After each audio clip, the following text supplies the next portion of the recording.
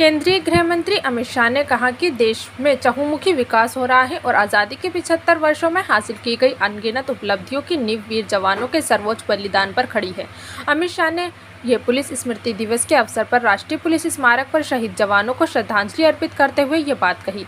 अमित शाह ने कहा, आज भारत हर क्षेत्र में प्रगति कर रहा है और आज़ादी के 75 साल बाद हम संतोष से कह सकते हैं कि हम अपने गंतव्य की ओर निश्चित रूप से दृढ़ इच्छा शक्ति के साथ और दूर गति से आगे बढ़ रहे हैं। देश द्वारा हासिल की गई अनगिनत उपलब्धियों की नींव में देश के वीर जवानों का सर्वोच्च बलिदान है।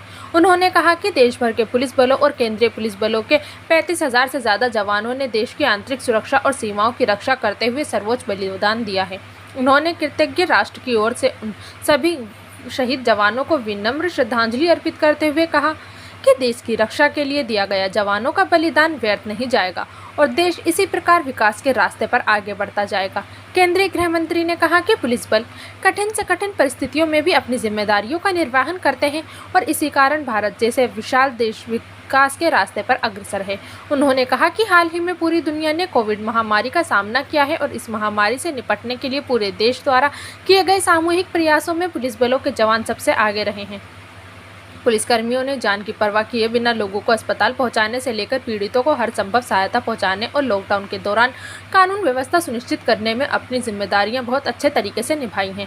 इन्हीं संगठित प्रयासों का परिणाम है देश कोविड महामारी के कठिन दौर से सफलता के साथ बाहर आ गया है। अमित शाह ने कहा कि विगत वर्षों में आंतरिक सुरक्षा परिदृश्य में बहुत सकारात्मक बदलाव आया है। पहले पूर्वोत्तर, जम्मू कश्मीर और वामपंथी उग्रवाद प्रभावित क्षेत्रों से आए दिन हिंसक घटनाओं के समाचार आते थे, लेकिन पिछले 8 सालों में उत्तर पूर्व में सशस्त्र बल विशेषाधिकार अधिनियम के स्थान पर वहां के युवाओं को अपने उज्जवल भविष्य के लिए विशेष अधिकार दिए जा रहे हैं।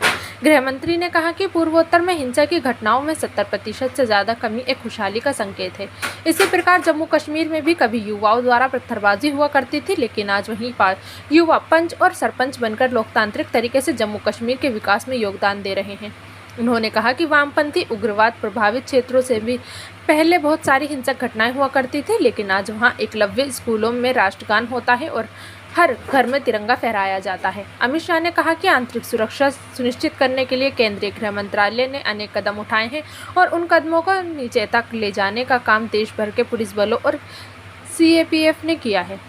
उन्होंने कहा कि आज देश के अधिकांश हॉटस्पॉट राष्ट्र विरोधी गतिविधियों से लगभग मुक्त हो गए हैं। उन्होंने कहा, मोदी सरकार सैनिक कल्याण के लिए पूरी तरह से कटिबद्ध है। स्वास्थ्य सेवाएं, हाउसिंग, स्पेसिफिकेशन रेशियो और ड्यूटी के समय के रोस्टर को मानवीय बनाना, इन तीनों बिंदुओं पर गृह मंत्रालय ने बहुत अच्छे तरीके से काम करके निश्चित परिणाम हासिल किए हैं। उन्होंने कहा कि आयुष्मान CAPF योजना के माध्यम से लगभग 35 लाख कार्ड वितरित किए गए हैं और अब तक 20 करोड़ रुपए से अधिक की राशि का भुगतान किया जा चुका है। CAPF ई-आवास पोर्टल की मदद से क्वार्टरों और पृथक परिवारों आवासीय सुविधाओं को सम्यक रूप में बांटने की बड़ी सहजता हुई है। इस अवसर पर केंद्रीय गृह राज्य मंत्री अजय कुमार मिश्रा, निशित प्रामाणिक और केंद्रीय गृह सचिव सहित अनेक गणमान्य व्यक्ति उपस्थित।